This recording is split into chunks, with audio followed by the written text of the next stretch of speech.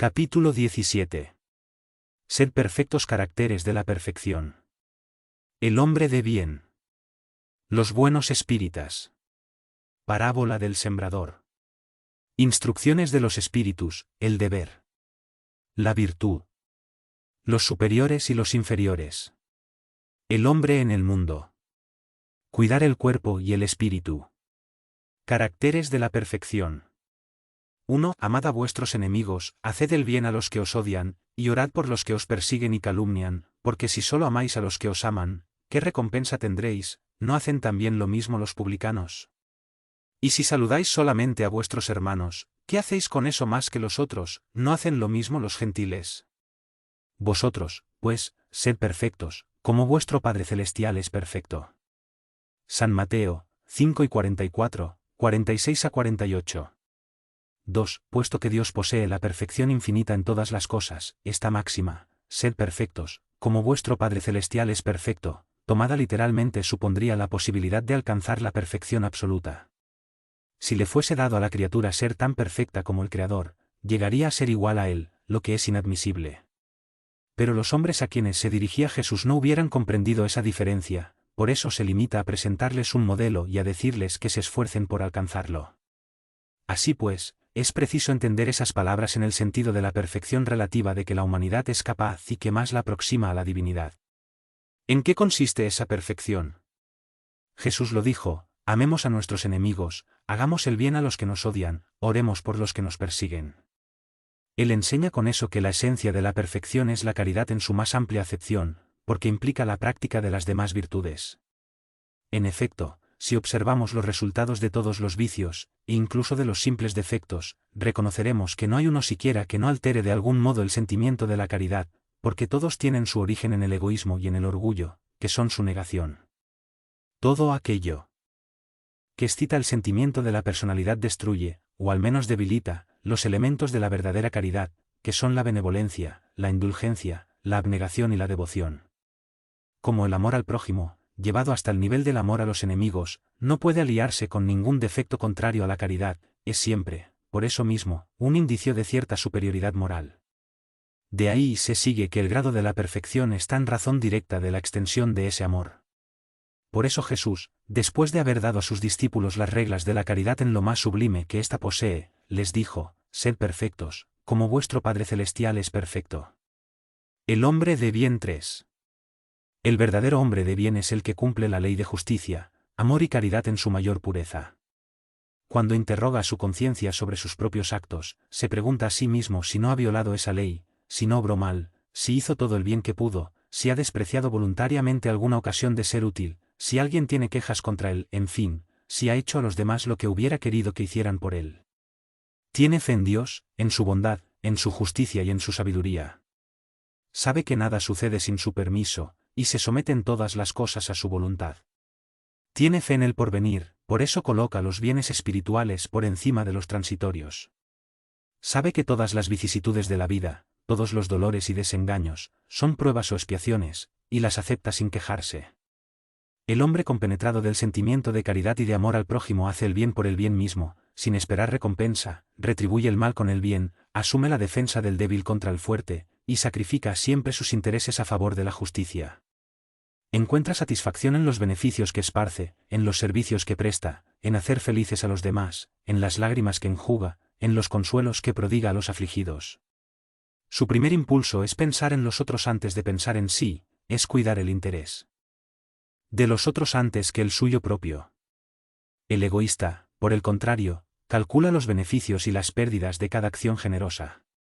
Es bueno, humanitario y benevolente para con todos, sin distinción de razas ni de creencias, porque en todos los hombres ve a sus hermanos. Respetan los demás las convicciones sinceras, y no censura a los que no piensan como él.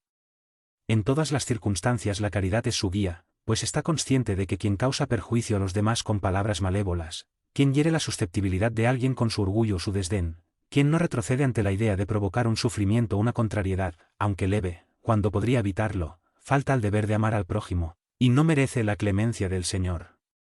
No tiene odio, ni rencor, ni deseos de venganza. A ejemplo de Jesús, perdona y olvida las ofensas, y solo tiene presente los beneficios, porque sabe que será perdonado según el modo como él haya perdonado. Es indulgente para con las debilidades ajenas, porque sabe que él mismo necesita de indulgencia, y tiene presente estas palabras de Cristo: aquel de vosotros que esté sin pecado, que le arroje la primera piedra. No se complace en averiguar los defectos ajenos ni en ponerlos en evidencia. Si la necesidad lo obliga a ello, busca siempre el bien que pueda atenuar el mal. Estudia sus propias imperfecciones y trabaja sin cesar para combatirlas. Emplea todos sus esfuerzos para poder decir, al día siguiente, que hay en él algo mejor que en la víspera. Nunca se propone dar valor a su carácter ni a sus talentos a expensas de los otros. Por el contrario, aprovecha todas las ocasiones para hacer resaltar lo que es ventajoso para los demás. No se envanece de su riqueza ni de sus ventajas personales, porque sabe que todo lo que ha recibido se le puede quitar. Usa, pero no abusa, de los bienes que se le conceden, pues sabe que constituyen un depósito del cual deberá rendir cuentas, y que el empleo más perjudicial que pudiese hacer de ellos consistiría en emplearlos para la satisfacción de sus pasiones. Si el orden social ha colocado hombres bajo su dependencia, los trata con bondad y benevolencia, porque son sus iguales ante Dios. Recurre a su autoridad para levantarles la moral y no para abrumarlos con su orgullo, y evita lo que podría hacer más penosa la situación subalterna en que se encuentran. El subordinado, por su parte, comprende los deberes de la posición que ocupa y procura cumplirlos a conciencia. Véase el capítulo 17, párrafo 9.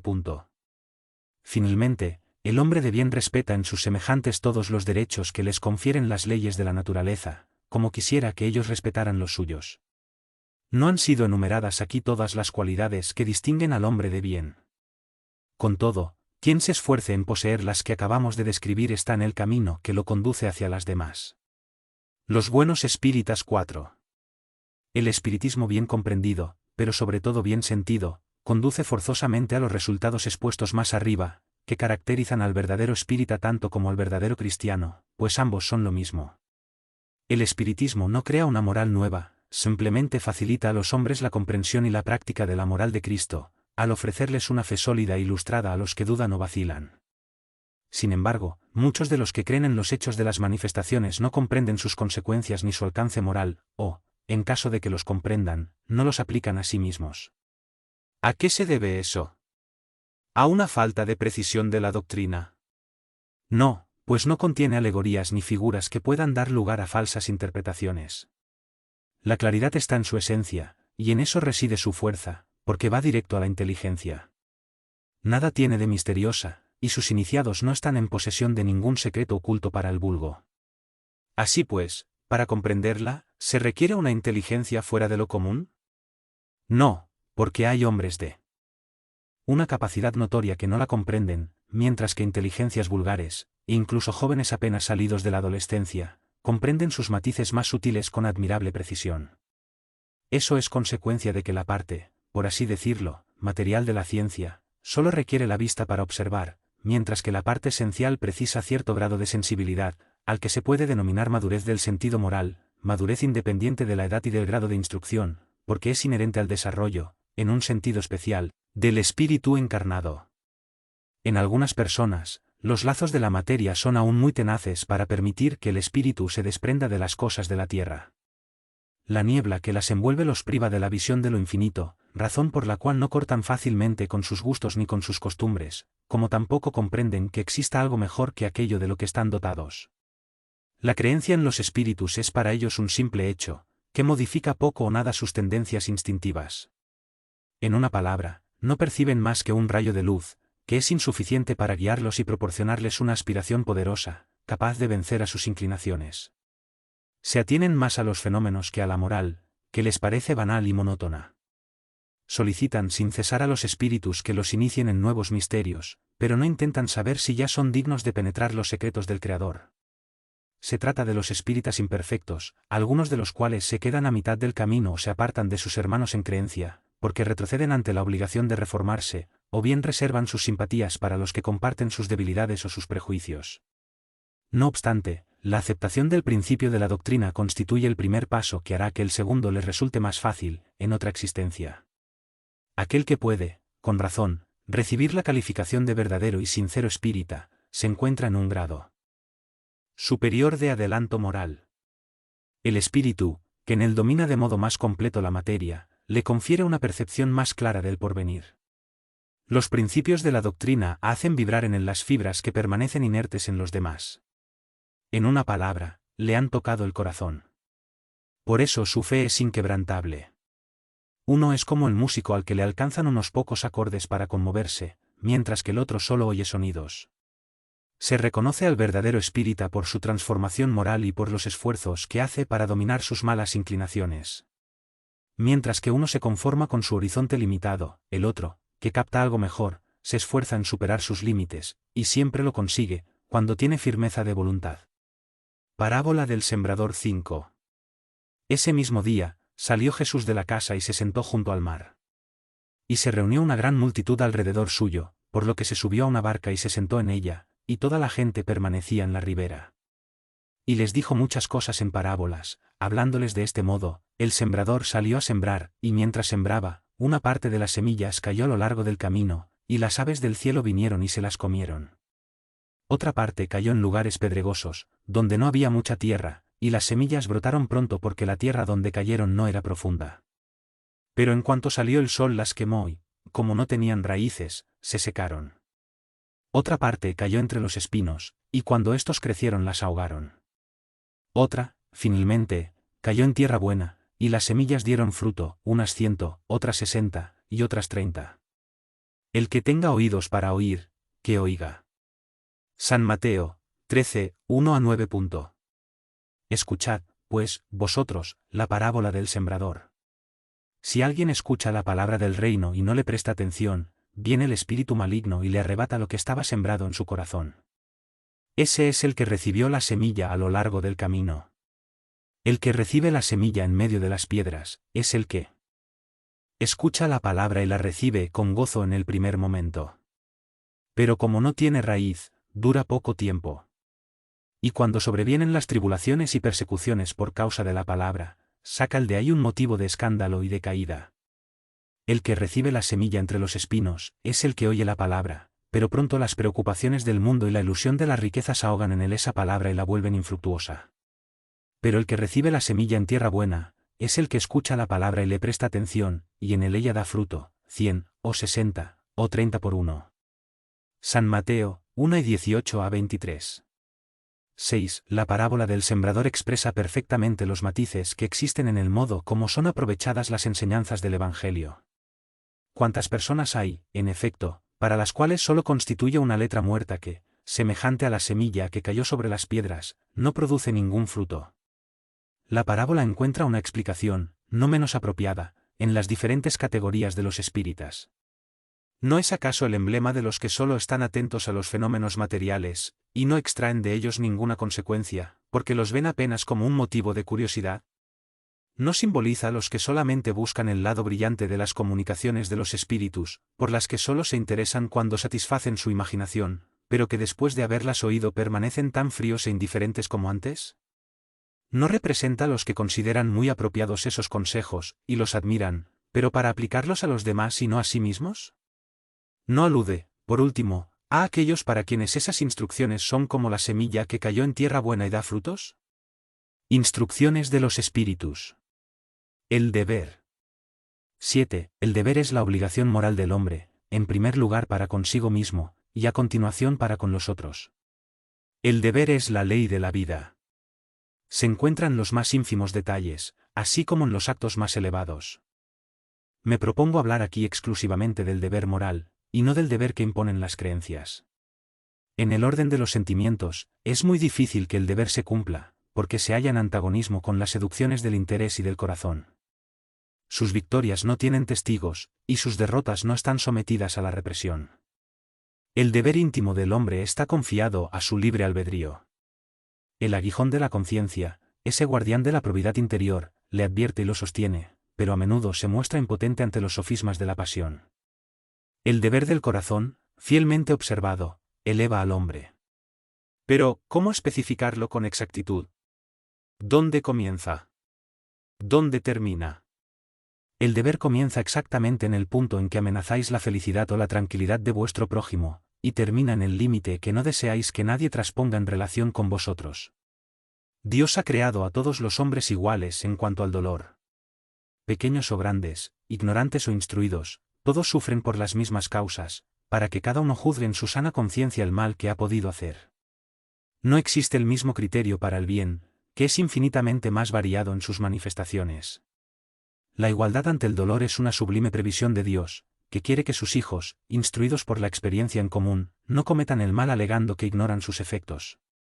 El deber es el resumen práctico de todas las reflexiones morales. Es la valentía del alma que afronta las angustias de la lucha. El deber es austero y dócil. Dispuesto a ceder ante las más diversas complicaciones, permanece inflexible ante las tentaciones. El hombre que cumple su deber ama a Dios más que a las criaturas, y a las criaturas más que a sí mismo. Es, al mismo tiempo, juez y prisionero en su propia causa. El deber es el más hermoso galardón de la razón. Depende de ella, como el hijo depende de su madre.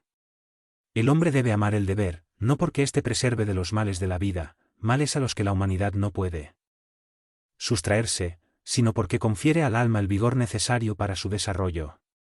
El deber crece y se propaga con un aspecto más elevado en cada una de las etapas superiores de la humanidad. La obligación moral de la criatura para con Dios no cesa nunca, debe reflejar las virtudes del Eterno, que no admite bosquejos imperfectos, porque quiere que la belleza de su obra resplandezca ante él. Lázaro. París, 1863. La virtud. 8. La virtud, en su más alto grado, comprende el conjunto de las cualidades esenciales que constituyen el hombre de bien. Ser bueno, caritativo, laborioso, sobrio y modesto, son cualidades del hombre virtuoso. Lamentablemente, esas cualidades muchas veces están acompañadas de pequeñas enfermedades morales, que les quitan el encanto y las empalidecen. Aquel que hace ostentación de su virtud no es virtuoso, puesto que le falta la cualidad principal, la modestia, y tiene el vicio que se le opone, el orgullo. A la virtud verdaderamente digna de ese nombre no le gusta exhibirse. Hay que adivinar su presencia, pues se oculta en la oscuridad, y huye de la admiración de las multitudes. San Vicente de Paúl era virtuoso, como eran virtuosos el digno cura de Ars y muchos otros a quienes el mundo prácticamente ignora, pero a quienes Dios conoce. Todos esos hombres de bien no pensaban que fuesen virtuosos, se dejaban llevar por el impulso de sus sagradas inspiraciones, y practicaban el bien con desinterés absoluto y pleno olvido de sí mismos. A esa virtud, comprendida y practicada de ese modo, os invito, hijos míos.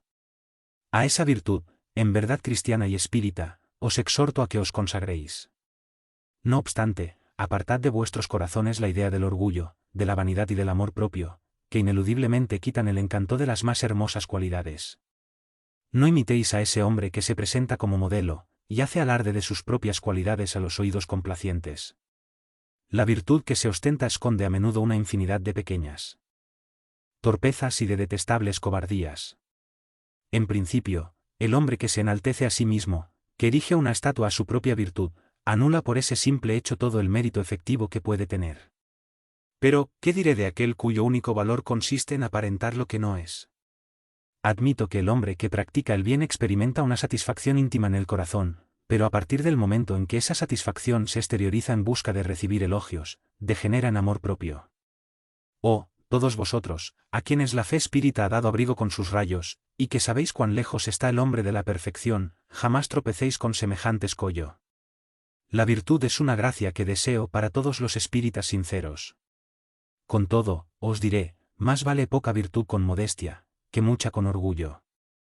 Por el orgullo las generaciones sucesivas se han perdido, por la humildad habrán de redimirse un día. Francois Nicolas Madeleine. París, 1863. Los superiores y los inferiores. Los superiores y los inferiores, los superiores y los inferiores, que toda negligencia en el trabajo que se le ha confiado es un perjuicio para aquel que lo remunera, y al que debe su tiempo y su dedicación. En una palabra, es inducido por el sentimiento del deber que su fe le confiere, y por la certeza de que todo desvío del camino recto implica una deuda que, tarde o temprano, deberá pagar. Francois Nicolas Madeleine, Cardenal Mourlet. París, 1863. El hombre en el mundo. 10. Un sentimiento de piedad debe en todo momento animar el corazón de los que se reúnen bajo el amparo del Señor e imploran la asistencia de los espíritus buenos. Purificad, pues, vuestros corazones. No permitáis que en él se aloje ningún pensamiento mundano o fútil. Elevad vuestro espíritu hacia aquellos a quienes convocáis, a fin de que, al encontrar en vosotros las disposiciones necesarias, puedan esparcir en abundancia la semilla que debe germinar en vuestros corazones y producir en ellos frutos de caridad y de justicia. Sin embargo, no creáis que exhortándoos sin cesar a la oración y a la vocación mental, os comprometemos a que llevéis una vida mística, que os coloque al margen de las leyes de la sociedad donde estáis condenados a vivir. De ninguna manera, vivid con los hombres de vuestra época, como deben vivir los hombres. Renunciad a las necesidades, aun a las frivolidades cotidianas, pero hacedlo con un sentimiento de pureza que pueda santificarlas. Estáis llamados a tomar contacto con almas de diversa índole, de caracteres opuestos, no choquéis con ninguno de aquellos con quienes os encontréis. Sed alegres, sed felices, pero que vuestra alegría sea la que proviene de una conciencia recta, y que vuestra felicidad sea la del heredero del cielo que cuenta los días que faltan para que tome posesión de su herencia. La virtud no consiste en revestirse de un aspecto lúgubre y severo, ni en rechazar los placeres que vuestra condición humana os permite. Basta con que dediquéis todos los actos de vuestra vida al Creador, que os ha dado esa vida. Basta con que, cuando empecéis o acabéis una obra, elevéis vuestro pensamiento a ese Creador y le pidáis, en un impulso del alma, ya sea su protección para alcanzar el éxito, o su bendición por la obra concluida. Sea lo que fuere que hagáis, remontaos al origen de todas las cosas. Nunca hagáis nada sin que el recuerdo de Dios venga a purificar y santificar vuestros actos. La perfección reside por completo, como lo ha dicho Cristo, en la práctica de la caridad absoluta. No obstante, los deberes de la caridad se extienden a todas las posiciones sociales, desde la más pequeña hasta la más grande. El hombre que viviese aislado no tendría cómo practicar la caridad. Solamente en contacto con sus semejantes, en las luchas más penosas, encuentran la ocasión de llevarla a cabo.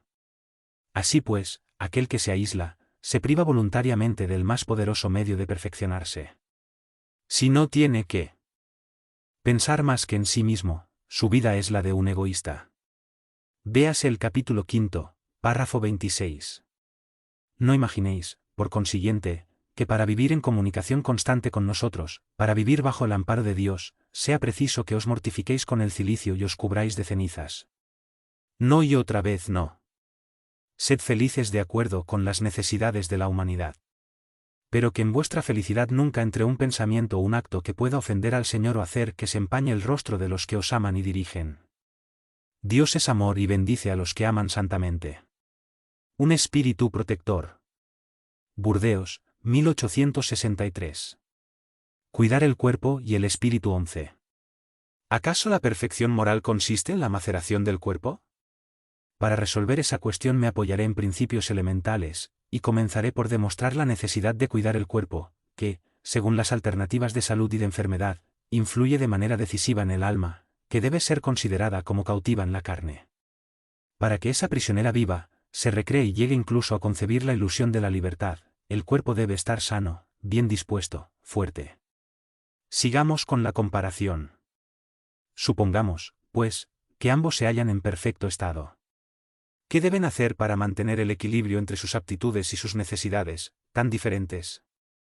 La lucha parece inevitable entre los dos y es difícil develar el secreto sobre cómo hacer que encuentren el equilibrio. Dos sistemas se confrontan aquí, el de los ascetas, que quieren aniquilar el cuerpo, y el de los materialistas, que quieren rebajar el alma. Se trata de dos violencias casi tan insensatas la una como la otra. Al lado de esas dos grandes divisiones pulula la numerosa tribu de los indiferentes, que, sin convicción ni pasión, aman con tibieza y gozan con economía. Así pues, ¿dónde está la sabiduría? ¿Dónde está la ciencia de vivir? En ninguna parte. Y ese gran dilema quedaría sin solución, si no fuera porque el espiritismo viene en auxilio de los investigadores para demostrarles las relaciones que existen entre el cuerpo y el alma, y para decirles que, puesto que son necesarios tanto el uno como la otra, es preciso cuidarlos a los dos. Por consiguiente, amad vuestra alma, pero cuidad también el cuerpo, instrumento del alma. Ignorar las necesidades que la propia naturaleza indica, es ignorar la ley de Dios. No castiguéis al cuerpo por las faltas que vuestro libre albedrío lo indujo a cometer, y de las cuales es tan responsable como el caballo mal dirigido lo es por los accidentes que causa. ¿Acaso seréis más perfectos si martirizáis vuestro cuerpo pero no sois menos egoístas, menos orgullosos y más caritativos para con vuestro prójimo? No, la perfección no consiste en eso, sino en las reformas que hagáis experimentar a vuestro espíritu. Doblegadlo, sometedlo, humilladlo, mortificadlo, ese es el modo de haceros dóciles a la voluntad de Dios, y el único que conduce a la perfección. George, Espíritu Protector. París, 1863.